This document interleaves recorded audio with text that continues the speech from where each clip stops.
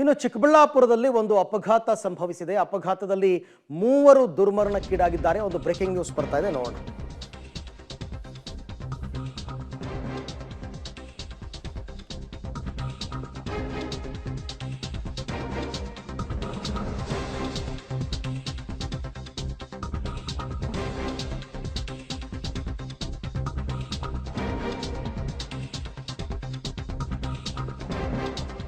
ಚಾಲಕನ ನಿಯಂತ್ರಣ ತಪ್ಪಿ ಹಳ್ಳಕ್ಕೆ ಉರುಳಿರ್ತಕ್ಕಂಥ ಕಾರು 3 ಸಾವಾಗಿದೆ ಅಂತಕ್ಕಂಥ ಮಾಹಿತಿ.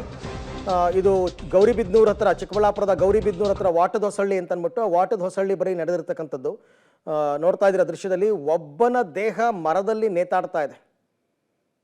ಸೊ ಸ್ಥಳಕ್ಕೆ ಈಗ ಗೌರಿಬಿದನೂರು ಪೊಲೀಸರು ಭೇಟಿ ಕೊಟ್ಟು ಪರಿಶೀಲನೆ ಮಾಡ್ತಾರೆ. ಇದು ಚಾಲಕನ ನಿಯಂತ್ರಣ ತಪ್ಪಿ ಕಾಲುವೆಗೆ ಉರುಳಿ ಬಿದ್ದಿರ್ತಕ್ಕಂಥದ್ದು ಕಾರು. ಗೌರಿಬಿದನೂರು ತಾಲೂಕು ವಾಟದಹೊಸಳ್ಳಿ ಬಳಿ ನಡೆದಿರ್ತಕ್ಕಂಥದ್ದು. ಆ ರಭಸಕ್ಕೆ ಒಬ್ಬ ಹೊರಗೆ ಬಂದು ಮರದಲ್ಲಿ ನೇತಾಡ್ತಾ ಇದ್ದಾನಂತ ಒಂದು ದೇಹ. 3 ಸಾವಿಗೀಡಾಗಿರ್ತಕ್ಕಂಥ ಘಟನೆ ಇದು. ಬಟ್ ತುಂಬ ಸ್ಪೀಡಲ್ಲಿದ್ರಾ ಏನು ಕತೆ ಗೊತ್ತಿಲ್ಲ. ಕಾಲುವೆಗೆ ಹೆಂಗೆ ಉರುಳು ಬಿತ್ತು, ಯಾಕೆಂದರೆ ಅಲ್ಲಿ ಏನೋ ತಡೆಗೋಡೆ ಇರಲಿಲ್ಲ ಅಂತ ಅನ್ಸುತ್ತೆ. ಹಾಗಾಗಿ ಕಾಲುವೆಗೆ ಉರುಳು ಬಿದ್ದಿದೆ. ನೋಡಿ ಆ ಕಾರ್ ಪರಿಸ್ಥಿತಿ ನೋಡಿ, ಗೊತ್ತಾಗ್ತಾ ಇದೆ ನಿಮಗೆ. ಆ ಕಾರು ಯಾವ ರೀತಿ ಬಿದ್ದಿದೆ ಅನ್ನೋದು ನೋಡಿದ್ರೇ ಅಲ್ಲಿ ಸಾವುಗಳಾಗಿರುತ್ತೆ ಅಂತ ನಾವು ಅಂದಾಜು ಮಾಡ್ಬೋದು.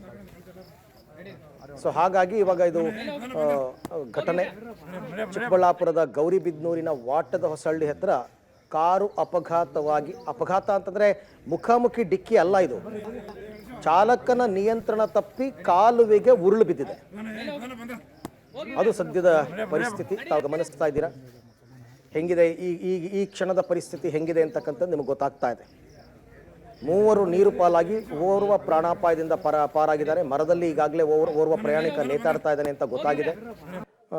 ಸೊ ಸದ್ಯಕ್ಕೆ ಈಗ ಗೌರಿಬಿದನೂರು ಪೊಲೀಸರು ಸ್ಥಳಕ್ಕೆ ಬಂದು ಪರಿಶೀಲನೆ ಮಾಡಿದ್ದಾರೆ. ಮತ್ತು ಮೃತದೇಹಗಳನ್ನೆಲ್ಲ ಹಾಸ್ಪಿಟ್ಲಿಗೆ ಶಿಫ್ಟ್ ಮಾಡಿ ಪೋಸ್ಟ್ ಮಾರ್ಟಮ್ ಮಾಡಿಸ್ಬೇಕು. ಗಾಯಗೊಂಡಿರ್ತಕ್ಕಂಥವ್ರನ್ನ ಹಾಸ್ಪಿಟ್ಲಿಗೆ ರವಾನೆ ಮಾಡಿ ಚಿಕಿತ್ಸೆ ಕೊಡಿಸ್ಬೇಕು. ಈ ಎಲ್ಲ ಕೆಲಸಗಳನ್ನು ಕೂಡ ಈಗ ಪೊಲೀಸರು ಮುಂದಿನ ಸಮಯದಲ್ಲಿ ಮಾಡ್ತಾ ಹೋಗ್ತಾರೆ.